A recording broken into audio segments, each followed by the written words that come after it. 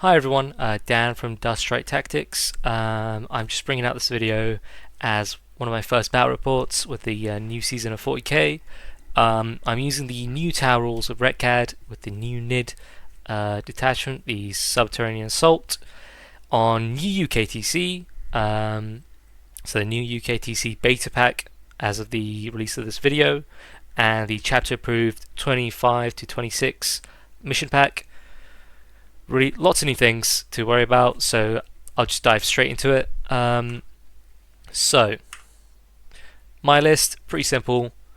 Retcad, Commander Farsight, Cold Star with 3 fusion and a shield gen, Cold Star with burst cannons, Enforcer with plasma, and Uppy Downy.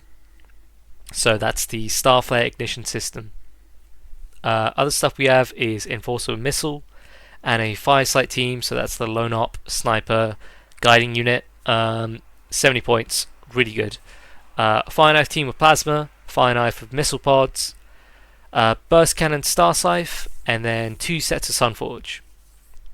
Other stuff, we got Crew, we got the Pathfinders, we got 2 Piranhas, 2 Skyrays, and then triple Stealth as standard. So, getting into deployment and turn 1, I'm gonna just go through this and explain my decisions and maybe my opponent's thinking and how I leveraged my abilities and maybe some terrain to my advantage and maybe what went wrong. So turn 1, I do have the mission scores and the secondaries on the side for everyone to see. So in terms of my deployment, he only had 1 infiltrator, I had my stealth suits, dropped them here. What this meant is they could guide over here, possibly this way, and even down here, and they stopped him getting an early secure on his extension. So, fine by me. Those stealth suits are quite fragile, but screening the wall and being in such a tight angle, so in order for them to, because they'll be in the ruin, I'll put them there so I can explain a little bit more what went on.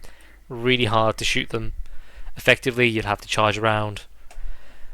It is what it is, it's 8 points and it really changed the game for me. So, missile pod unit, it wasn't going to do much in this matchup, so I used it as a trading piece because I knew it's tough. Armor Contempt cover is essentially a 4-up pin run. The character is a 2-up save, so really good unit to just, if you're in a tough matchup and you know it's not going to do anything, put it somewhere where it forces your opponent to peek out. So my opponent had to push out this exocrine to shoot them. It meant I could shoot back at it, and it made like all this space back here essentially free for deep strikes. So something to consider. Other stuff, so this Skyray in the middle, really important. It could go out here, stage, it could fire down here, it could go up here and fire. I knew he put his Winged Hive Tyrant over here, so it was either going to go up here or through the midboard, so that Skyray was there to just focus on that. It's a flying unit, so I get 4 rerolls against it. The Burst Cannon unit behind the Skyray, this is just so he's probably going to try and tie it up with Termagants or Hormagaunts. If the Hormagaunts show up, they'll be down here. If the Termagants show up, they'll be here. So this Burst Cannon unit of Assault can stage and fire both ways to counter his infantry, essentially. I didn't have my Crew. Like, the Crew on the home objective, it's a classic, everyone does it. You may be wondering why I have Pathfinders down here. The reason is you have these long sight lines, both here, and he's got 6-inch deep strike opportunities. I wanted my home super secure, so I stickied it and I left Pathfinders strung around it, so he can, even if he gets something in there, he can't consolidate onto my home. So be careful of that. Sticky it and then walk away. Screen around it, so if someone gets a cheeky charge, they don't, also grab your objective. Plasma, Uppy Downy squad in the back. Screening, they're going to go up if they need to. Another Skyray here, so in hindsight, seeing how the matchup and the terrain was, I probably should have left that in reserve, but I didn't. I went with my old school, old terrain layout way of thinking, and I put it there. It probably shouldn't have gone there, in all honesty, and I'll get onto that at the end of the video. Stealth suit unit here, really important because it made sure that when they screen that wall, they can guide up here. It meant that when this lictor came out, it could choose between, you know, this piranha, a really long charge to the stealth suits, this piranha, or the firesight marksman. And if he did that, he'd have to either toss his winged hive tyrant to sit on that objective and babysit it, which isn't something he wants to do, or he'd have to trade a lictor because the stealth suits are screening the Skyray for a piranha. And either way, if he took out a piranha or a firesight team, it's a trade up for me. 70 points versus 80 points. I wasn't too worried about losing a unit to the lictor. And if anything, it probably gave me an early game assassinate, if possible. So, yeah, that's essentially my deployment. Reserves, both Sunforge and a stealth suit unit. So I do harp on about this a lot, but against Nids, put 1 to 2 guiding units in reserve, and at least like 1 damage dealing unit in reserve as well, just so you can come down, do some strats, guide, because anything in reserves can't get shadow in the warped. So you protect yourself, because Tau, when they get battle shocked, can't guide. So be careful, put stuff in reserves against Nids. So going into round 1, I'll just erase the lines. So, round 1, we have him moving up. His Hive Tyrant, he moved up Termagants, did some established locus. He got engaged with 2. Not a big deal, nothing much happened. The Exocrine shot at the missile suits. Nothing happened, unfortunately. At this point, I was scouting my piranhas really aggressively because I wanted him to push up. I want him to not castle up and individually feed me monsters, which is what he has. He's got lots of monsters. His Termagants and Hormagaunts aren't going to take down a piranha. He has to trade down. So I really leveraged that. On my turn, I got Cleanse and Sabotage. So this piranha on the top went around. The stealth suits down here could see that claw, I guess you would call it, from the lictor. They guided. Top piranha shot it. This piranha went and capped the objective. It was insurance to kill that lictor, but it also gave me cleanse. So double cleanse, sabotage from getting these suits up here. That's 8 points. Killing that lictor, extra 4 points. So not only did I trade up when he attacks back, but I traded up in points as well. This Skyray in the middle just went up and staged, because I knew he staged his winged hive tyrant here. So the only place it would reliably go is it'll go up here next to where the lictor was, or it'll go in the middle, which is both places where I can shoot it. So fine by me. I just stage down here, and I maybe can protect a push from the bottom board edge. Crew advanced up and screened the stealth suits just to get extra OC on that objective, and it meant he had to put something big on there to out OC me. Again, forcing interaction from elite armies like monster heavy Nids, Custodes, Grey Knights, tank spam guard can struggle sometimes. Anything that's super elite can't easily go through walls, so monsters and vehicles, knights, just chaos knights, whatever you want to call them. Really, you really want to leverage your cheap piranhas and your crew and your stealth suits, because it means they have to trade down. They can't equalize the amount of points they spend to kill one of your units, and they'll have to, because I put 6 crew on there, so that's 12 OC plus the 1 stealth suit, that's 13 OC. He's got to put at least the Hormagaunts on there and not do anything, or he has to toss something else on there, and it's going to be an expensive loss for him. So yeah, that was my first turn. Big points. Going into turn 2, it got a bit more hectic. So at the bottom, he picked up Raveners and put him up here, and then he spilled out everything from reserve. So if you noticed, nothing on the board on first turn. That's when you'll realise the new detachment lets him put much more into reserves than you're allowed with the redeploy enhancement and reserves and deep strike.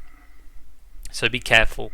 You have to screen really well, which is why I left the Pathfinders down here just to screen. Again, be careful and screen this detachment out. It's mandatory. So he pushed out a lot of resources down here because he wanted to secure that expansion, and he knew if he just tossed out one monster, I'll kill it. I'll just toss out another set of like cheap units and just bully him off his expansion. So he overcommitted, in my opinion, on this flank, which is fine by me. I was expecting the missile suits to die and maybe the stealth suits and definitely the crew, but some stuff happened where he pushed the Horngaunts up. I overwatched and I killed all but 2, so he couldn't tie up this entire block, and it meant he had to charge his big boys in and expose them, which is again what I wanted to do. Over in the middle, Termagants just moved up, get area denial. Hive Tyrant moved up to kill the Prana. I mean, it was going to die anyway, and it is what it is. But it forced him to bring out that Hive Tyrant, which is what I wanted. If he didn't, the Skyray would be useless. So, getting into other stuff. Spore Mine up here just to stop my deep strikes, which is fair on him. Another burrow hole from a Trigon, or Trigon Prime, I believe it's called. He tossed out a Psychophage and a bunch of stuff. And then T-Fex also used a strat to flip back from the burrows, or the Ravener hole here on his home, to over here. Again, really powerful. Watch out for that, because it meant he could reposition a T-Fex that was down here, and originally he could maybe make it up here, to double or maybe triple the distance and shoot my Skyray, which is something I didn't expect, and it lost me that Skyray, which was a big hit. This Piranha died as supposed. I did rapid ingress some fusion suits here. Now, in terms of rapid ingress against this detachment, that T-Fex strat I talked about can happen after rapid ingress, because he chooses the order that happens as the active player. So be careful, don't rapid ingress in the open. He'll just toss out something into a burrow hole or a tunnel, come out the other side, shoot whatever you rapid ingressed, and you wasted a CP or your stealth suits and a unit. So be really, really careful when playing around that. These Starsight units were still staged here. Pathfinders are chilling, and we go on to... I mean, he killed a lot of stuff. He did charge the Horngaunts, nothing happened. I killed them in melee. The Norn did charge, so the Norn... I believe the Norn charged the stealth suits and the crew, and it didn't kill all the stealth suits, just one, and it killed 6 crew. So, again, trade up for me, I guess. I lost... You could say I lost about 6 times 30, 40 points of crew, and then maybe like a 20 point, 25 point stealth suit model, and he exposed the Norn. So, and both units survived, and I pulled him out of combat by taking out the front models, and it really messed him up, because now he can't pile in or get on the objective as reliably. Kill the Horngaunts, so some postal flow there. Then we'll go into my turn 2. So, like the state of the board, you can see there's a lot. So I have a lot to think about going into turn 2. I think this is probably one of the more pivotal turns. So my turn 2, you can see where stuff has changed around. I drew no prisoners and Display of Might. Now, Display of Might was funny. I didn't want to score it because it would give him another challenger card, and I didn't want him to go through that deck and get, go through walls, and then, he full sends a Hive Tyrant into my home. So I chose not to get that deliberately, and I'll go into how I did that. So, over here, crew were out of combat, so they got a massive ballsy charge into Termgaunts. This tied them up. It meant he can't, tie up the Skyray with a charge, or shoot the stealth suits, or shoot the Enforcer Commander. And it meant they can't do an action. So, stopping an action on one of his cheap units means he's got to get a bigger unit to do it. Rough for him, so consider that. Skyray moved up to shoot at the Winged Hive Tyrant, guided by the Firesight Marksman all the way over here. So, that line is huge, as you can see. That lone up Firesight Marksman can maybe even do this. It can mark that Psychophage. So, again, lone op, mark a light, take it, maybe take 2. Probably not 3, but take 2 and control the board with it. You can be a bit more ballsy with how you guide. Really useful. So, this fusion squad that just rapid ingress last turn moved up. I split fired the commander and the unit, and I killed the Trigon Prime, and I put this thing, the Psychophage, down to 2. Really beneficial. So, the Feel No Pains did spike, which left that guy on 2. I had AP5, so it went straight through, but, dice to dice, it is what happens. We're going to move on to over here, where I forced him to create a gap. I dropped down Farsight. If I flip back, you'll see he dropped out another Exocrine over here. So this was his original one. He dropped out another Exocrine here, and I 6-inch deep striked Farsight with his Melter Squad. He shot the Exocrine to death instantly, and then there was the Spore Mine. Now, why didn't I kill the Spore Mine? The reason was I thought that there's less of a chance of me getting kill more, so I stored the mine effectively for a later turn where I can take advantage and maybe grab kill more on Purge the Foe. So consider that. Don't kill a unit just because it's cheap. Consider that maybe you don't get Purge the Foe for kill more, so keep it for later. And then he shot some Raveners, killed 2. It was decent, not too bad. Nothing much happened up here. So Skyray got the Hive Tyrant down to 3, which is big, and Stealth Suits fell back so they could guide the Fusion Squad. Really useful. Yeah, just a general good turn for me. I did take out, an Exocrine, killed out a Trigon Prime. And I forced some interaction, and he's overcommitted in this quadrant now. Which means, all I have to do is if I take out his burrow units, which is 2 Trigons and a Ravener squad, he can't teleport these guys back to the top of the board. So I had to essentially, there was another burrow hole here, I believe, from the Trigon. Actually, that comes down later, I believe. I had to take out burrow holes, and then this bottom blob would be useless in all effects and purposes.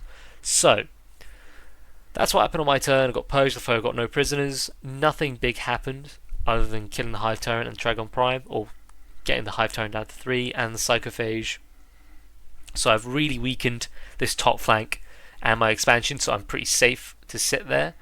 But I think the game didn't pan out as I wanted it to, but we'll get into that. So round 3, he sends out another Trigon again. So this is, he got Assassinate and Secure. He charges Hive Tyrant and Trigon into my Fusion Squad. He only kills 2 models. Really lucky on my invents there, but it is what it is. Same as with Feel No Pain, dice to dice. So don't rely on hard numbers. Consider that dice will fuck you over. Excuse my language. So, other stuff that happened: Plasma Knives, drop down over here using Rapid Ingress.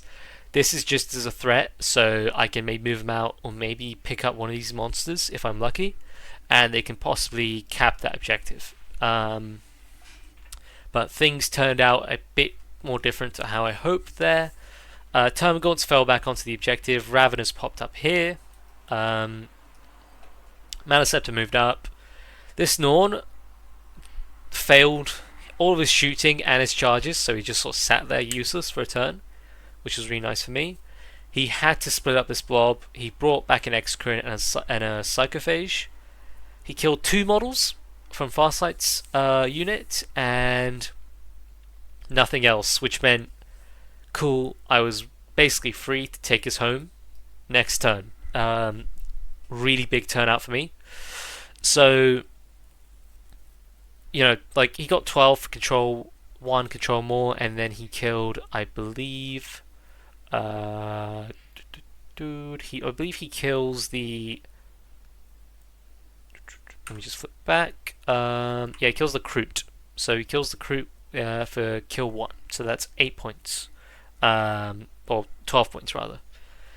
It's getting pretty steep for me, but I sort of bring it back. So I get a big turn here. I get Bring It Down Assassination. Bring It Down is now worth flat 4. So I go, cool, I kill this 3 wound Hive Tyrant over here. It's 19 points. 9 plus 4, 13 points. He did Shadow in the Warp on start my turn, which is fine for me because he knew I wanted to guide. But I had a Stealth Suit unit in reserve. They came down, my ace up my sleeve, guided against that Hive Tyrant, blew it up, job done. He did kill the rest of the unit in combat with the Trigon. It was okay, I guess. Like, there's nothing I could do there. I wanted to kill that Hive Tyrant really badly because it was worth so many points. I was happy to give up 5 for Assassinate eventually. Plasma guys shot the Psychophage, did nothing, spiked on the Phonopanes, unfortunately. So, you may notice my Crisis unit made it all the way up here. So I rolled a really big advance, and I managed to get them across. So if I do a smaller line, Commander sitting here, unit over here, and I wiped out Termagaunts and Raveners in one go, so that's 2 kills. And then I fire and faded them up here, so I cancelled out both burrow holes, which means none of these can jump up here and threaten Farsight on his own home, because that's what he would have done. He would have went back into the burrow hole, went back up. It would have been like a nightmare for me, so I just killed the burrow holes. I essentially traded a Starscythe squad for it, but it was fine. I capped his home, so next turn, if he doesn't kill the entire squad, which the T-Fex shouldn't be able to do, it's got 2 big shots and a bunch of little shots.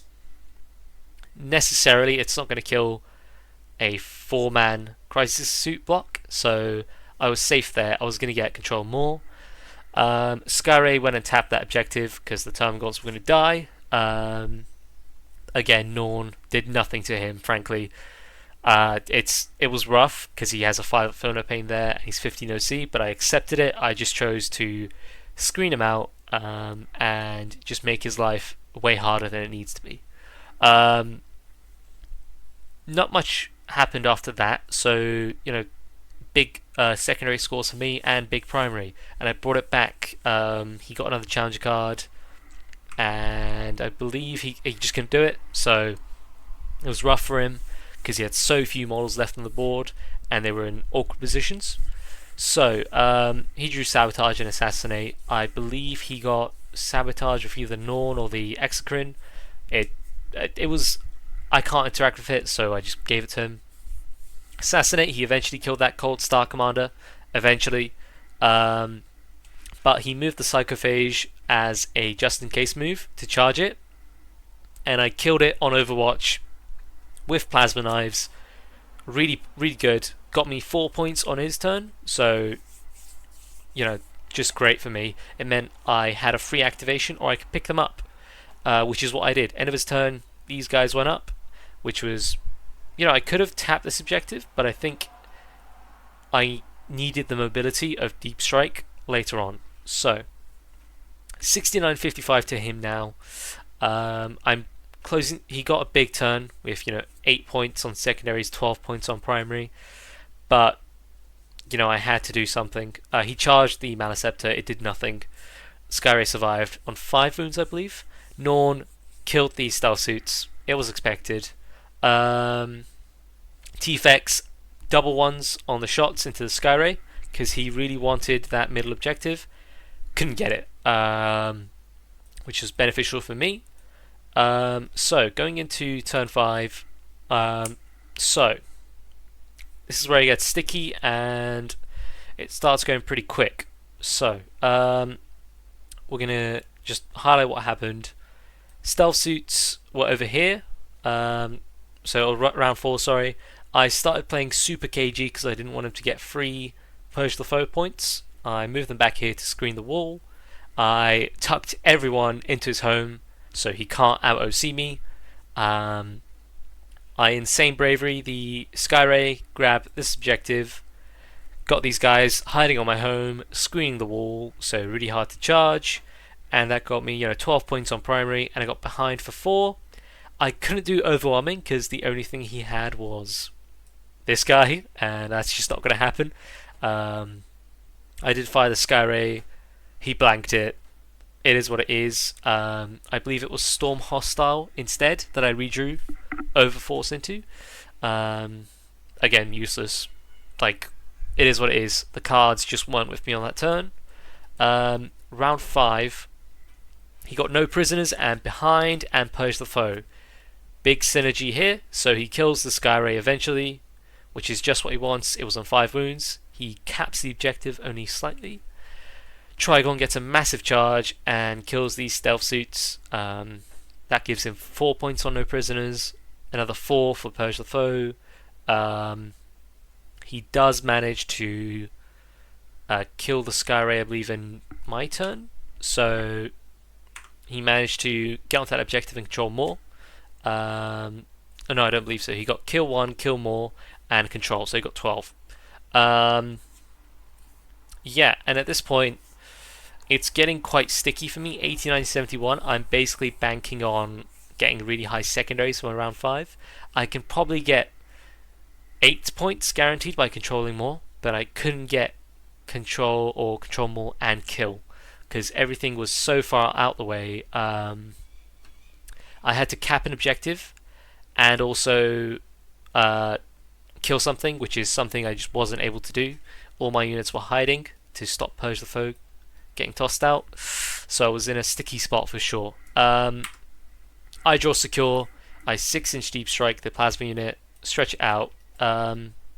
This thing was battle shocked for whatever reason, if I remember correctly, and defend I just get 8 on control more, and that brings it to 89-88, so really close game. I think if I drew maybe like on Display of Might or Overforce, if I drew another secondary, I could have probably taken the game. But it is what it is. So I do have some observations. I'm sure everyone would like to know because I know most people haven't played into the new NIDS or the new mission pack or maybe new terrain. Long sight lines with tight angles, really good for guiding. So like my stealth suit unit at the bottom, this far sight or fire sight, this stealth suit unit, really tight angles where your opponent has to overexpose to counter, and you can guide safely.